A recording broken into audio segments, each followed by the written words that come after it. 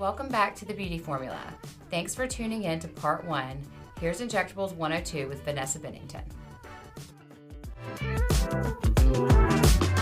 Okay, Vanessa, so we ended the last episode and you were talking about like when is it too much, and you said that at that point you'd get surgery. So do you plan on getting surgery? Absolutely, like 100%. I am in this industry for a reason. I am vain, and as I was saying, my husband is like 5 years younger than me, man. I gotta and I didn't even know that. Yeah, he just turned 40 this year, and I'll be 46 in December, so I'm almost there.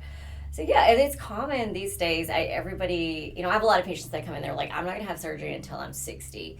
But I think if you ask most of the plastic surgeons these days, the facial plastics, they're going to tell you, no, you need to do it earlier. You get a better result. You heal better. You can enjoy your facelift for longer. Facelifts are very different. Most people are doing the deep plane facelifts now. They look very natural. And if you do it when you're still, healthy, your body's still making collagen, you're just going to look better. The results are just going to be more compelling. You're going to look really good. I've seen some facelifts. There's some guys out there girls and guys, doing some really amazing work. Really, really amazing work. I know. I've seen some lately too. I'm like, dang. Yeah, so that is like some of the patients that are a little closer to my age. We talk about it all the time. We're like sending people like, look at this, look at this guy, look at this, look at these results. And so trying to it used to be like, you see pictures of the face, you're like, whoa, they got a face. You're like, oh, yeah. They look like windblown. Exactly. It's like they're going fast. And so now they just legitimately look younger. There are some where there's one before and after. There's a surgeon in New York, I think his name is Dr. Jacoby or something, and he's got this lady, she's probably this was several years ago when I saw the before and after, she's probably my age, like she was my age when she had the surgery, and the before and after, it looks like her and her daughter. It was wild. It was so crazy. So yeah, they can do some really amazing work, and I'm here for it. Yeah, if I can afford it, I'm gonna do it. Yeah, I gotta work real hard. Oh yeah, I'm gonna need to work real hard. Yes, gotta save my dollars up. But no, it'll be worth it. I'm totally on board with that. Yeah. That actually brings me up to something I was gonna ask you when you were talking in the last episode. So, is it? And you don't have to answer this, of course, if you don't want to. But is it hard now versus like being an employee? Like when someone is coming in, they're like, "I won't filler," and you just are kind of like, "I just don't think you need any." Is it hard now, like on the business side of it, being like? No, it's not. My husband wishes it wasn't that hard for me, but I kind of put that out of my mind when I'm in there. I really do. I want a good result. Right. In my deepest part of my being, I cannot make myself do something that I don't think is good. It's not going to be a good outcome, because I think, I mentioned before that I did a lot of art when I was younger. I am very visually motivated. And so if something doesn't look right, it sits right here and it bothers me, especially if I'm the one that did it. And so it would just make me feel real weird to do something like that if people really didn't need it. But it's not common for somebody to come in and I literally cannot, and they should not do anything at all. That's rare. Right. I get some 20-somethings, but not because of where we are located. We're not in the middle of Austin. So we get some younger people, but we usually get some people that are probably demographic somewhere between like 35 and 65 in there. So usually there's something that we can do. Rarely am I like, there's nothing I can do for you. Right. And so I don't have to say no very often, but every once in a while. Yeah. Yeah. No, I mean, that makes total sense. Like when you're in the room, you're not even thinking about that. Yeah. Because probably one of my very favorite parts of my job, aside from making people really happy, right, is looking at my before and afters. That's what I do at the end of the day every day. Like, I'm like, I look at the before and afters. I'm like, ooh, this one looks really good. Yeah. And put it on social because I'm like proud of it. Yeah. And if I look at a before and after and I'm like, I don't like that. I just I can't do it. I just can't do it. So no, like I said, probably would behoove me financially to just push people into stuff, but I can't. But at the end of the day, I think I get a lot of referrals because I don't do that. I'm not pushy, and I'm also I'm looking out for you. I want you to look really good. And I think that it takes care of itself in the end. No, I think so too. And that's what gets people coming back. Yeah. And stuff is that they just never they feel comfortable and they don't look weird. I don't want people to look weird. Or they never feel like they're sold.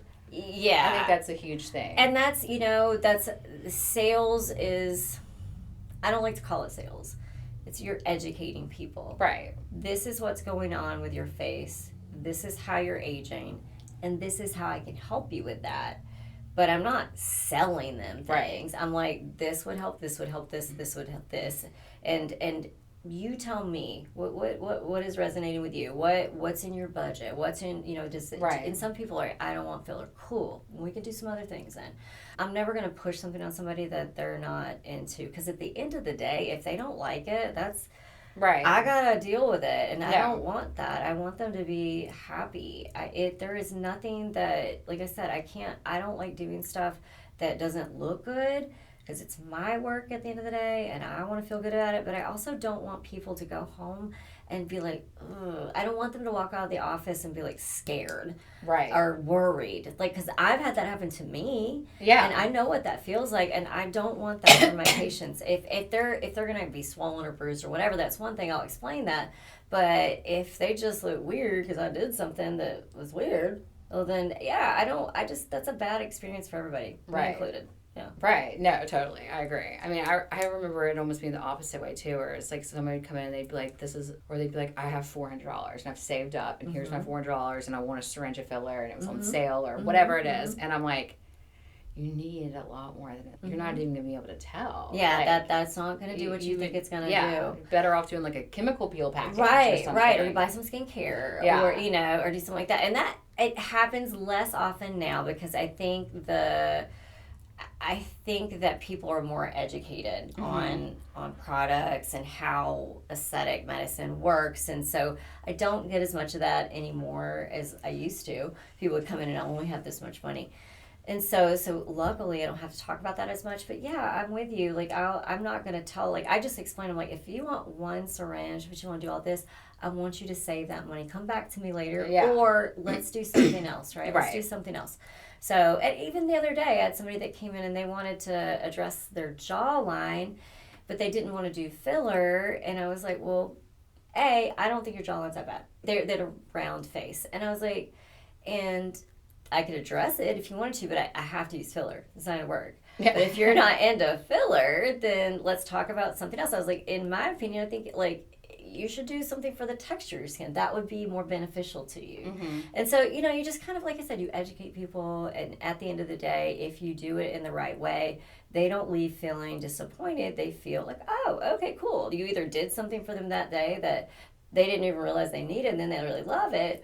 Or they're like, okay, I'm going to save up my money. I'm going to come back. Right. And so, again. It's like planting the seed. And it's like sometimes I kind of need it planted too. It's like, then I go and think about it. I mean, usually I go home and I'm like, man, I should just, Yeah, but it's like, and I do that too. I'll plant a little seed. Sometimes like, your skin is like, we could do an opus or we could do some whatever. Well, because and sometimes they're worried about the wrong thing. They're worried about the wrong thing. They're worried about their lips, but I'm like, your skin. Yeah. And it's always the people who are like, I think my skin's pretty good, and I'm like, no, You're like, it's great. You know what? It could look even better if we did this. Right. Look even better. So so you just got to say it the right way. Exactly. Yeah. And and then they look better, and then they're like, wow, I didn't even know that was a problem. Mm-hmm. Yeah. That's like what happened when you did my jawline. I was like, whoa. Yeah. And I was like, I didn't know. I just thought I had... You have the cutest little cheeks. Yeah. But I mean, they just get really heavy, It's like sometimes I start to look fat, I feel like. That's what I'll be like. You just need structure. Yeah. That's funny how you can add things to a face and actually make it look like more thinner, structured and thinner by just putting the right stuff in the right places. Right. Yeah. That's what I remember coming to, and I was like, I've lost a lot of weight, and I feel like I look fat in my face. It's because everything was going south. Okay. I was like, I think I need something. And you're like, let's do jawline, and I was like, whoa. I had no idea. Yeah, just need some structure. That's all. So. I was gonna. One of these questions is, what would you tell me to do next? But you really already tell me. What do you think I need to do next? I would do. It's the same thing I need to do. Oh, my neck. I know. Neck. But what? It's like if you lose weight and like... No, I've been wanting to do neck stuff. Yeah, like, what? Do you think I need surgery? Well, at the end of the day, we all need surgery. That's common. People come in, they're like, and I'm like, honey, I mean, I can do some stuff, but you probably just need to go to the surgeon. But no, I mean, if you're not ready for surgery yet, it's the elasticity and the collagen. We don't start with like as thick a dermis there anyway. So that is one of those things, like we can do a lot here, and then, but if we're not taking care of this, it starts to look crepey. And you can do like biostimulators, you could do Sculptra, you could do hyperdilute radius. You can do a little bit of toxin there, treat the platysma. That kind of helps a little bit. You can do any energy-based devices are good, but you don't need anything super crazy. You don't need... I would be really careful about who you go to with the neck. It's unforgiving because it's very thin tissue. Mm-hmm. So you need somebody that knows what they're doing with biostimulators. So thin wash of biostimulator, and then I would say, and I would do it in this order. I would do energy-based device. You could even do microneedling if you're okay with doing mini sessions, right? Energy-based device, and then probably biostimulator 6, 8, 12 weeks afterwards, because that's when the fibroblasts are the most active and they're ready to respond. Think of biostimulator like fertilizer. So you're gonna get the soil ready, and then you're gonna throw some fertilizer in there, and then you're gonna get more collagen stimulation. Yeah. And so that can thicken the dermis up, and you're not gonna see all the crepiness, and that can kind of put surgery off for a little while. No, my neck is always bothered. I mean, I think you know this. My neck's always bothered. I mean, I've been doing stuff on my neck for probably 10 years. Yeah. And I mean, like, you know, genetics too. Like, I look at my mom or whatever, and like, we all have something. Yeah. So, and mine's starting to do it right there. I would say like I know. What's our first step? I would do I would use hyperdilute radius. I like it. You could do Sculptra too though, but you just like a really thin wash of it. Use a cannula and just kind of wash through there, and then you would wait, and then you could do it. I know there's lots of mixed feelings about Morpheus. I love Morpheus. If you have somebody that knows what they're doing with it, it's a fantastic device. It's powerful. You gotta go to the right person. But just like a light treatment, the skin's really thin. You don't need to lose any fat there, so just like a very light, superficial treatment to stimulate the body to heal itself, make more collagen, thicken that skin up. And after you do the radius? Yeah. Well, no. Do it first. Sorry. I mixed that up. First, the Morpheus, or you could do, I mean, there's lots of devices out there. You could do something that gets in there, stimulates the collagen, causes like a little controlled injury, get the process going, and then a few weeks to months later, you do a little bit of biostimulator, and then that's going to. Why is there controversy about Morpheus? Because Morpheus is powerful and it's popular, and they've done it's because it's a very good device, and they have a good business. There are a lot of people with Morpheus, but not everybody knows how to use it properly. So if you go too deep and too hot, like. That's honestly, it's one of the reasons I got it. It can melt fat, but there's some places you want to melt fat and some places you don't want to melt fat, right? Yeah. Like if you got submental fat, like, okay, let's melt that. If you got a jowl, okay, let's get rid of that. If you got some like belly fat, okay, let's get rid of that. But if you don't want to do that in the entirety of the face. So there have been people that didn't know how to use the machine, and they're thinking more is more. We kind of tend to do that. And they do too much, and they end up melting fat in the face. But it's not the device that's the problem. It's the person operating the device. So again, it's one of those things, like if you're going to go do something like that, you don't want to go the cheapest route. You want to look at before and after. You want to look at reviews. You want to make sure this person knows what they're doing. They need to have done some. You don't want to be their first person. And make sure that they just have a really good handle of how that device works and how to tweak it and how to utilize it to get the best outcome for each individual patient. I've done some education on devices before, and that is key, is to understand how it works and how to tweak it for each patient. There is no one recipe for those things. Right. There's no one recipe for like filler and stuff either, or any or tox. Like I like nowadays, I think a lot of the injectable trainings, they do these like little short trainings, and I understand they're trying to like teach people how to do things in this like really short compressed time frame, and they have like these basically like a grid that they use to teach how to do Botox, and I'm like, huh? I was like, because everybody's anatomy is so different. I'm like, how do you? I guess you could kind of do it like that, but you're going to get some good results, and you're going to get a lot of bad results. So yeah, I think that a good injector they know their products inside and out. They know the science and they know the anatomy and they know how to manipulate their treatment plan so they get the best result. So Morpheus is a great device. Yeah. You have to also look for a great provider. I mean, you did it on my stomach.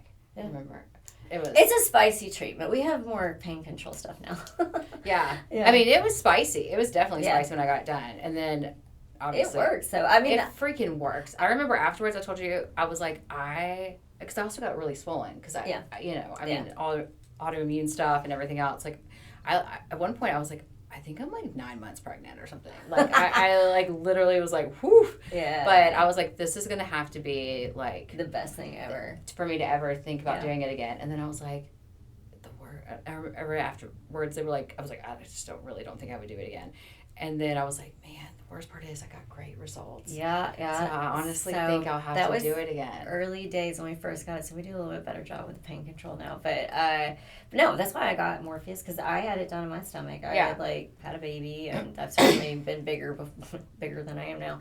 And so I lost this weight, and I was like, oh my God, I have like this crepey skin, and like I would be in a plank, and it was like, just hang. I was like, oh, that's not cute. And so I had a friend that had Morpheus and she did it, and I was like, well, I'll be danged, it actually worked. I was like, there's a lot of devices in the industry that are like minimally effective. So I was like, I'll give it a shot. But yeah, it actually worked. And then I was like, well, heck, I guess I need one of these things now. So and now they have another handpiece called Quantum that's even better. Really? Yeah. And it's like a one, and you can melt fat and tighten at the same time. It's like usually a one and done. It's pretty cool. Oh. Yeah. So, that's cool. Do you all have that? Yeah, I have it. I do, actually. No, it's really cool. Oh, it's a new day coming in. They're coming in. Courtney torture chamber. No, I won't torture you. It's okay. I mean, I don't mind it. Sometimes I'm just like, let's just do it. Let's zone out. I'm good at going to my happy place and just like... So, what is your favorite treatment that you do not on yourself, but that you do personally? My favorite treatment. Okay, that's a hard one because they all do different things. I think the one that I think gives you the most bang for the downtime, and the pain is I really do like Opus. Opus is a radio frequency device, but it's not. So Morpheus is radio frequency too, but it's microneedling, so it's more. They're needles that go down into the dermis, and they create. There's a lot of heat involved, and a lot of it's a little bit more aggressive.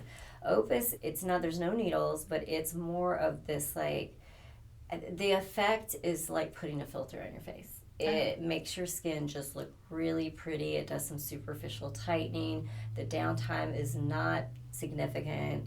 The pain is certainly manageable. It's not. We have a really good numbing cream now, and it just gives you really good results. Like, I love it. Every time I do it, I'm just like, dang, I should do one of these every month. Yeah. But yeah, no, it's one of my favorite treatments. It's radio frequency and plasma. So plasma, not like blood, like the fourth state of matter.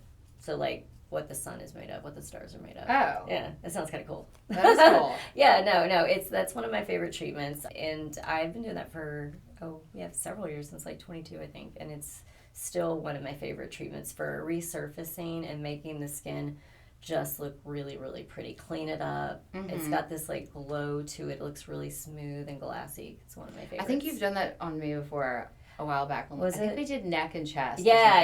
It's really good on your face. It's one of my favorites. And it doesn't have, it's not like a chemical peel where you're your snake skin's coming off. And it's not like a CO2 where you look like hamburger meat. Uh-huh. And you're not swollen like you are with the Morpheus. You have this a little bit of redness, a little bit of swelling for maybe 48 hours at the most, and it's not even drastic.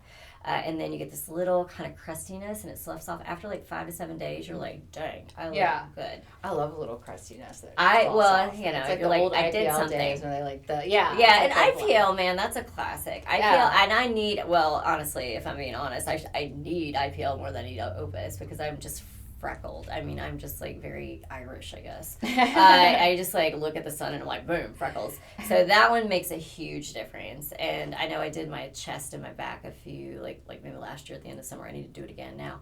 And my husband, he was like, wow. He's like, that made a huge difference. I'm like, yeah, because I am a walking freckle. I'm just like, just freckled everywhere. And he's like smooth and even. He never gets freckles. I'm like, you're such a toot. Yeah. Yeah. Anyway, but I mean, I don't get a lot of freckles, but I get like, now that I'm just old, I just get. Well, I mean, I call them freckles. They're right. Age spots, liver spots, whatever. Yeah. I was trying to be nice to myself. But that's essentially what it is. Photo aging, photo damage. Yeah. Yes. Do you have an IPL? That's like an I have an IPL, yeah. Okay. IPL is one of those things you're asking, like, what's trendy and what, like, how do you tell the difference? IPL been around forever, and it will always be around forever. It works. It's consistently performs. It's great. If you have hyperpigmentation, if outside of melasma, it works. It's very, very successful. It's predictable. It's why it's been around for a long time. I love it. And that's like one of the things I was like, well, if I'm going to open my own place, I'm going to need an IPL. Yeah. Right? Because people come in asking for it, and I don't want to send them down the road. Right. So, yeah. Yeah. I was just laughing in my head thinking about like one of the first like 2008 like IPL devices that we had. Oh, yeah. And it was like you had to put on this like thing, and it was like doo-doo, and it was like this big jag, and it was like whoo. And I mean, it's like it's 50-50 if you're going to burn them or not, you know. Yeah, that's the one thing, and that is something to mention. Like IPL it's one of these things. It's like with great power comes great responsibility. The devices that have stayed around for a long time, they've stayed around because they're effective, but you do need to be careful who's doing it. Because an IPL, that's one of you can burn somebody with that thing.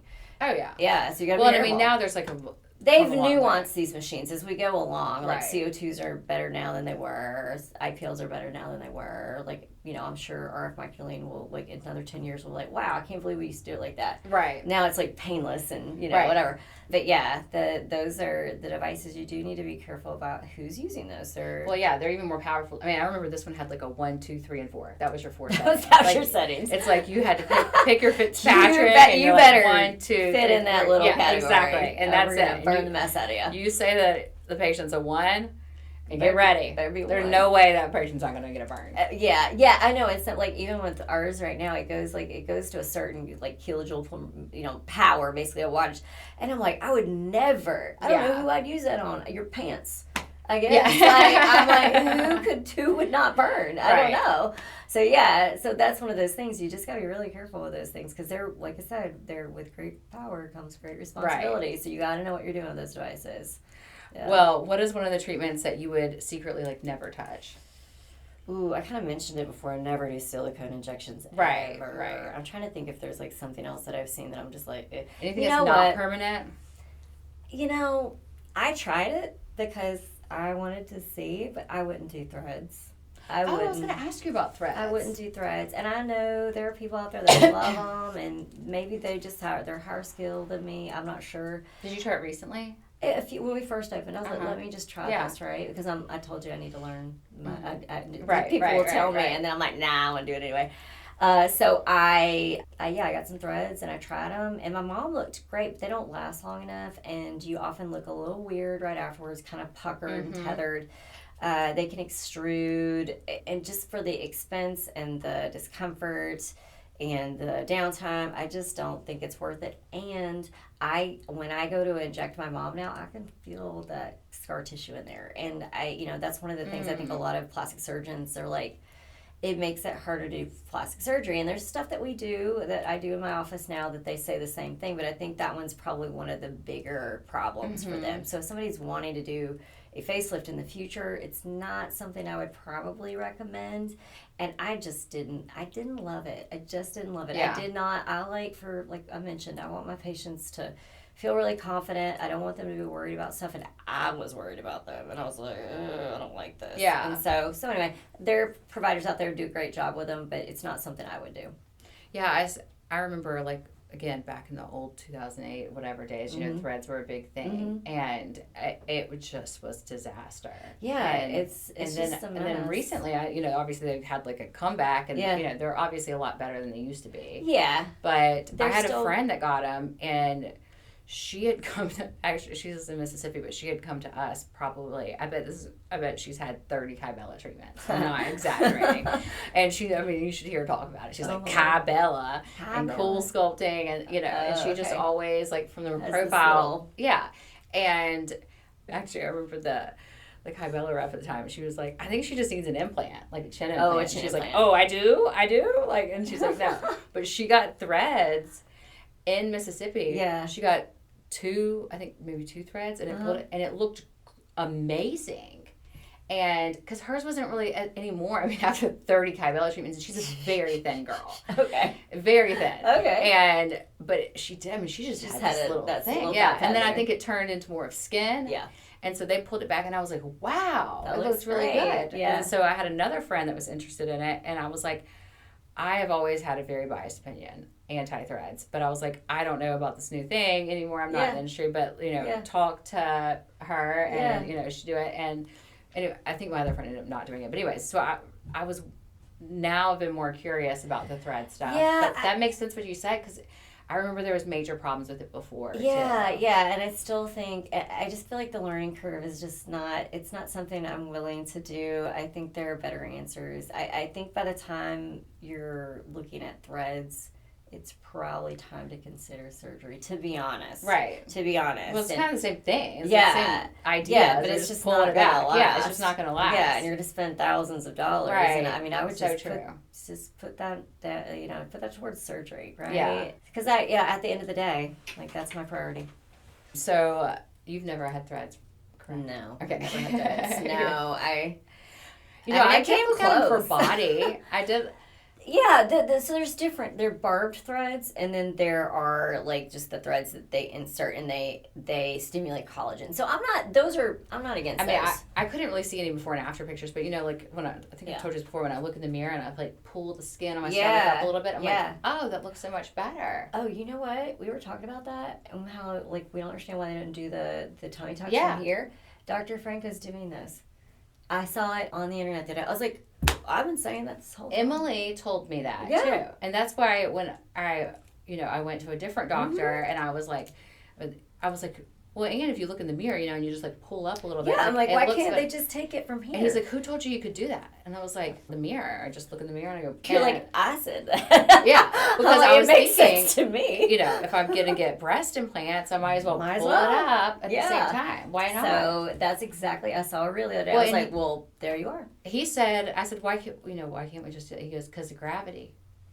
Well, apparently they're defying gravity over there. I don't know. He's doing it though. I was like, well, heck. I always wondered why that wasn't a thing, and I guess it makes sense. It makes so much logical sense. Because I'm like, when you pull down, I feel like then it creates this kind of like blockiness in the waist. Blockiness. So if you pull up like this, I don't know, it just looks better. And I would rather have loose, saggy skin for the rest of my life than get a new belly button. Personally, me. Yeah. Because belly buttons have always grossed me out. I can't do it. Like, I cannot do belly buttons. And so I would have loose skin hanging to things before I got a new belly button. Or somebody would have to, like, give me amnesia and make me not know it's new. But, so if you pull up, you don't have to worry about getting the new belly button. There you go. Yeah. And they just, like, gaslight you. Like, no, that's the way your belly button's always they would need to. And I'd be like, okay, keep it up. Keep it up. It's always been like that. Yeah, so anyway, I guess, I don't know what they call it, like a reverse tummy tuck, I'm not sure. But yeah, I saw it the other day and I was like, oh my gosh, I have been asking this question. I just thought for some physiological reason that you couldn't do it, but I guess you can. So I'm glad I waited. Yeah, so now you should go check it out. I mean, one of these days I'm actually going to get some plastic surgery. I need a punch card around to some of these like places, these surgeons I know. I refer out to. Like, I was going to ask you that about the I send you enough, can I get like I know. Well, surgery? I'm going to go for a consult. I'm going to tell him. I'm going to be like, you know who sent me? She sends you a lot of people. Dr. Frank is great. He's a sweetheart. He's really talented. Well, and hopefully that's not one of those things that's so new, like we were talking about, that like, I feel like if he's doing it and advertising it. Yeah, and I think he definitely pushes the boundaries, but he not so much that I would be worried about him doing. You know what I mean? Like, he's one of those people that he's got a lot of reps in. He's very skilled, and I think I almost went to him for a consult too, and then I was just like, I know he's going to try to get me to go so much bigger than I want to go, but that I have never even really talk to him. I'm just going for perception of the clientele he usually does. So I don't know. Okay. So and I know we're going kind of like on a tangent here, but yes, he has like his online kind of the more popular posts are like, they're more blah, blah, blah, boom, kind of Jessica Rabbity. But I went in and I was like, I don't want, I know I got my breast redone. And he listened to me and he's like, do you trust me to select the right size? He ordered several. And I love them. I wanted to go smaller, but he was right. These look great. But I think if you express any good surgeon, any good injector, any good provider, they're going to listen to you, and they're not going to like ignore your desires. Right. They're going to tell you. They should tell you like, hey, I think that you might be disappointed if we don't do this.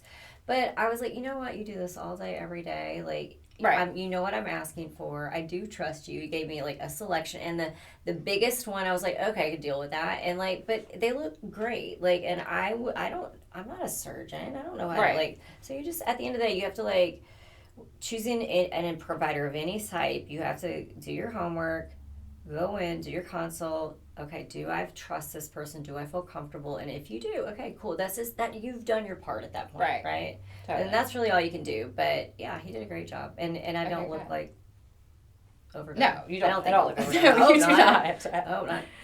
Okay, so we always wrap up and ask by closing, what is your beauty formula? Beauty is an inside job.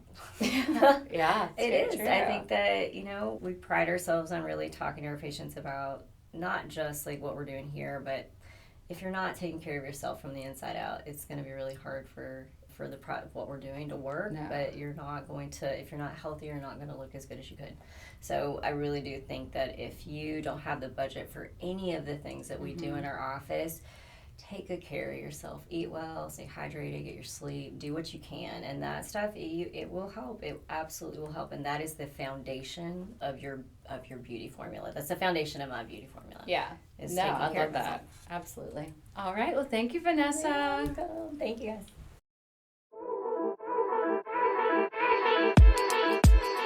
Thanks for tuning in to The Beauty Formula. If you're loving our show, make sure to leave a review and share it with your friends.